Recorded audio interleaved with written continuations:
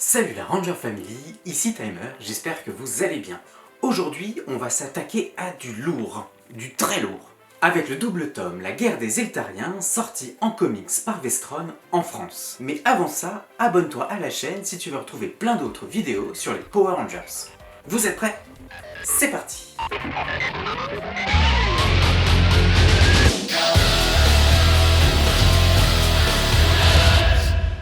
La particularité des deux tomes sur la guerre des Eltariens, c'est que les histoires Mighty Morphin et Power Rangers se succèdent, exactement comme leur sortie aux US. Le premier chapitre nous ramène d'abord plus de 10 000 ans en arrière. Zordon, alors gardien suprême, et la garde eltarienne se rendent sur la planète Ilvarix et découvrent que celle-ci a été décimée par un mystérieux ennemi. De retour dans le présent, Zartus est parvenu à détruire le tube de Zordon, alors que Billy tente de joindre ses amis. Ceux-ci se battent contre les sentinelles Tetraforce, mais s'enfuient avant de tomber dans leur piège. Sur la Lune, le Seigneur Z envoie ses troupes au centre de commande. Après la visite virtuelle de Zartus, qui met en garde son ancien ami de ne pas se mettre en travers de son chemin. Alors que Billy et Alpha tentent de faire revenir Zordon, ils sont attaqués par les Eltariens. De leur côté, les autres Rangers se regroupent à Promethea, espérant que les Omega Rangers se joindront à leur cause. Mais il est déjà trop tard, les Eltariens ne sont plus très loin. Dans le second chapitre, on retrouve Jason, Trini et Zach sauvés in extremis par Yell. Ils sont téléportés à l'arche des maîtres de la transmutation et accueillis par Arkon qui leur explique que l'arche était déjà ouverte. En réactivant Xi, les Omega Rangers tombent sur l'appel de détresse de Tommy. À Promethea, les Rangers sont en mauvaise posture face à l'armée des Eltariens. Jusqu'à l'arrivée des Omega Rangers. Alors que Billy et Alpha parviennent à se libérer des Eltariens, un Empyréal fait exploser le site de Promethea sans qu'on sache si Grace et son équipe ont pu s'enfuir. Sur la Lune, un autre Empyréal réduit en miettes le palais lunaire sous les yeux du Seigneur Z. Les Rangers utilisent alors un portail pour fuir ce qu'il reste de Promethea et partent aider Billy et Alpha pris au piège dans le centre de commande avec face à eux Goldar, Finster, Babou et Squat. Ils offrent alors la possibilité au petit groupe de méchants de garder la vie en les suivant, juste avant que le troisième Empyréal débarque et fasse exploser à son tour le centre de commande. Dans le chapitre 3, Zordon est à la dérive. Billy le recherche partout et utilise toutes les machines à sa disposition pour le réactiver. Mais le sage se cache dans ses propres souvenirs. Alors Yell suggère à Billy d'invoquer l'émissaire bleu, bien que son enveloppe charnelle ait été détruite. Pendant ce temps, Zartus fait son premier discours au peuple de la Terre, alors que les sentinelles sont à la recherche des derniers Rangers coincés dans les décombres de Promethea. Parmi eux, Tommy et Matt ne s'entendent pas du tout sur la marche à suivre, alors Zach tente de raisonner son ami. Billy parvient enfin à retrouver Zordon et le convainc de le suivre pour l'aider à sauver la Terre. À Safe Haven, l'improbable se produit. Goldar, Babou, Squat et Finster souhaitent se joindre aux Rangers pour pouvoir arrêter Zartus et les Eltariens. Soudain, Zordon fait son entrée dans un tout nouveau corps robotisé digne d'Iron Man construit par Billy.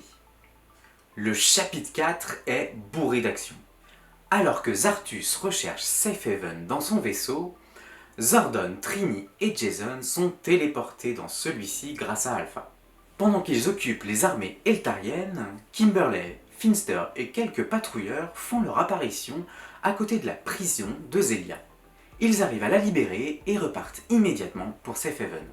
Jason et Trini les suivent, laissant Zordon face aux Eltariens. De leur côté, Matt, Zach, Tommy et Aisha retrouvent Grace et son équipe dans les sous-sols de Promethea. Mais Matt ayant utilisé ses pouvoirs de Ranger Vert, il attire ainsi les sentinelles qui les attaquent. Quand soudain le reste des Power Rangers ainsi que Goldar et sa troupe arrivent en renfort. En combinant leurs forces et leurs techniques, ils parviennent à prendre le dessus sur les sentinelles. Les Omega Rangers ainsi que Matt et Tommy font appel à leurs ordres pour arrêter Zartus et les Empyréals. Après avoir échappé aux Eltariens, Zordon est téléporté sur la Lune. Il cherche à retrouver le Zéocristal, mais il tombe sur quelques patrouilleurs et le Seigneur Z. Le 5e chapitre de la guerre des Eltariens démarre avec un flashback montrant Zordon et Zartus se battre contre le Seigneur Z, avant de partir sur la Lune pour assister à l'affrontement entre Zordon et son ancien ami Zofram. Ce dernier est persuadé que Zordon est à l'origine de sa chute. Alors il tente de lui montrer que c'est Zartus qui est derrière tout ce qui s'est passé, que c'est lui qui a trafiqué le Zéocristal qui l'a transformé en Seigneur Z. Pendant ce temps, les Omega Rangers se battent contre les Empyréals sur l'ancien site de Promethea. Les Rangers les rejoignent à bord du tonnerre Megazord, quand soudain, Grace parvient à détruire le cristal de Zartus, libérant ainsi les Empyréals de son emprise. Mais ceux-ci souhaitent alors renouveler toutes les planètes. Comprenant qu'il n'a plus le dessus sur les Empyréals, Zartus se rend lui aussi sur la Lune pour retrouver le dernier bout de cristal qu'il y avait laissé. Dans le chapitre 6, le combat contre les Empyréals continue. Dans leur nouvelle formation, le Tigre Blanc Dragonzord, Tommy et Matt doivent trouver un terrain d'entente. Et ce n'est pas chose facile, mais lorsqu'ils y arrivent, ils parviennent à détruire un Empyréal, ramenant ainsi à la vie l'émissaire bleu. Celui-ci aide les Omega Rangers à fusionner leurs Zords en Ultra Omega Zord, grâce auquel ils détruisent le second Empyréal. Pendant ce temps, dans la grotte de la désillusion, Zartus active le Zéocristal, mais il est arrêté par Zordon. Z s'interpose jusqu'à ce qu'il comprenne qui est vraiment l'ennemi. Mais Zartus révèle alors sa véritable puissance et terrasse ses deux anciens amis. Face aux Rangers, le dernier Empyréal absorbe l'énergie des deux autres pour continuer le combat. Quand soudain, les Aurides apparaissent, souhaitant eux aussi prendre part au combat. Dans l'avant-dernier chapitre, on revoit le moment où Zordon a rejoint Zofram et Zartus dans la garde eltarienne. C'est un peu le point de départ de la haine de Zartus. Les trois anciens amis se livrent un combat sans merci, pendant lequel Zartus parvient à mettre KO Zordon, le laissant ainsi pour mort. De leur côté, les Rangers ne sont pas du tout rassurés par l'arrivée des Aurides, surtout que c'est Dracon qui est à leur tête. Celui-ci propose à l'Empyréal une alliance, mais il refuse. Alors il envoie son armée d'Aurides le vider de son énergie. Les Rangers en profitent pour le combattre et laissent le soin à l'émissaire bleu de le déchiqueter en deux. Un peu comme ils l'ont fait pour l'émissaire jaune. L'équilibre revient sur Terre, alors Dracon en profite pour s'enfuir. Dans la grotte de la désillusion, Zordon, bien vivant, utilise le Zéocristal pour tuer Zartus, mais Zordon perd connaissance face au Seigneur Z. Que va-t-il lui faire? Le dernier chapitre démarre par une scène forte en émotion entre Zordon et le Seigneur Z, qui acceptent finalement d'avoir des visions opposées alors que leur amitié était jusqu'ici très forte. Z remet alors Zordon très affaibli à Alpha pour qu'il soit sauvé. Zordon et Alpha débarquent sur l'ancien site de Promethea où le combat est terminé. Les sentinelles Tétraforce se sont rendues, mais Dracon n'est pas loin.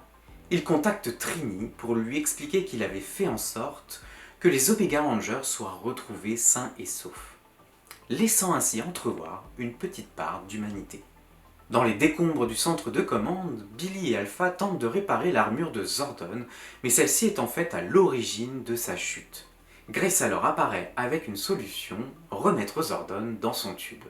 Pendant ce temps, l'émissaire bleu s'en va, espérant découvrir si l'émissaire rouge et l'émissaire jaune ont pu renaître eux aussi. Il laisse les Omega Rangers se remettre de leur victoire et préparer ainsi leur nouveau départ. Avant de repartir sur Eltar, Zelia avoue son secret à Skull, qui la cherche depuis un bon moment. Elle lui propose de la suivre, mais il préfère rester auprès de son vieil ami Bulk. Quant à Goldar, Finster, Baboo et Squat, les Rangers leur laissent la possibilité entre partir sur Safe Haven ou rentrer sur la Lune et rejoindre le Seigneur Z. Et personne n'est surpris d'apprendre qu'ils ont préféré rejoindre leur maître. Celui-ci se réjouit car Finster a pu déposer un objet dans le centre de commande. Son nouveau plan est déjà en marche. Cet incroyable arc de la guerre des Eltariens est signé Ryan Parrott. Les dessins sont réalisés par Marco Renna pour la partie Mighty Morphin et Francesco Mortarino pour Power Rangers. Le design des personnages des Eltariens, des Empyreals, de Drakon et de Zordon dans son armure viennent tout droit de l'imagination de Dan Mora. La guerre des Eltariens est le point culminant de l'arc Unlimited. L'histoire est pleine d'actions, de rebondissements, de twists inattendus et permet enfin de croiser les équipes Power Rangers et Omega Rangers. Elle développe énormément les histoires de Zordon et du Seigneur Z, donnant beaucoup plus de profondeur à ces deux personnages. Cela permet de donner une autre image à leur rivalité. Côté version française, rien à dire. Comme d'habitude, le travail de Vestron est admirable. Excellente idée d'avoir sorti les 2 tomes à quelques jours d'écart et d'avoir mixé les histoires Mighty Morphin et Power Rangers pour qu'on puisse suivre le déroulement chronologique. Dans la prochaine review de comics, je vous parlerai du tie-in Edge of Darkness. Il est sorti au mois de mai et regroupe 3 histoires inédites, dont celle du Ranger mort. Et si jamais vous l'avez loupé sur les réseaux sociaux, Vestron a fait une annonce incroyable. Celle que nous attendions tous secrètement. Ils repartent au début de l'histoire des comics avec Power Rangers intégrale. Nous allons enfin pouvoir découvrir la suite des histoires publiées par Glénat il y a 6 ans. Et pour ceux qui les ont loupés, les premiers volumes les regrouperont pour qu'on puisse tous être à jour. Chaque volume contiendra 8 numéros, histoire de rattraper un petit peu le retard, et ça commence dès le mois de novembre avec le premier volume, les précommandes seront en ligne au mois de juillet. Et cerise sur le gâteau, il semblerait que les comics Go-Go Power Rangers soient aussi adaptés en français et publiés par Vestron l'année prochaine. J'en connais un qui va avoir du boulot. Je crois qu'il n'a jamais été aussi bon d'être fan de Power Rangers en ce moment. C'est parti pour le planning des prochaines sorties de comics chez Vestron. Attention, les dates sont susceptibles de changer.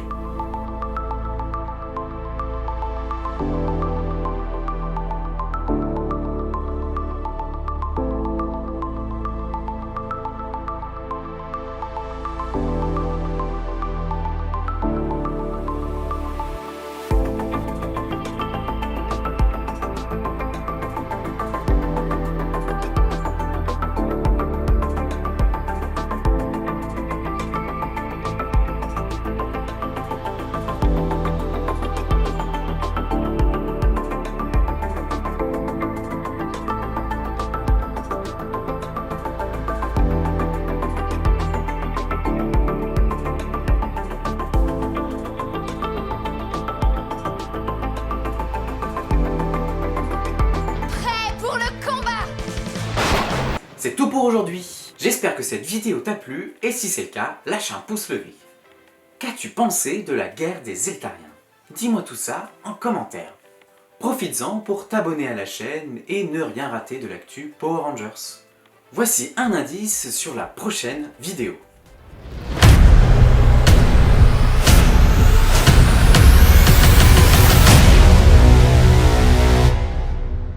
Je vous retrouve la semaine prochaine. Allez, salut!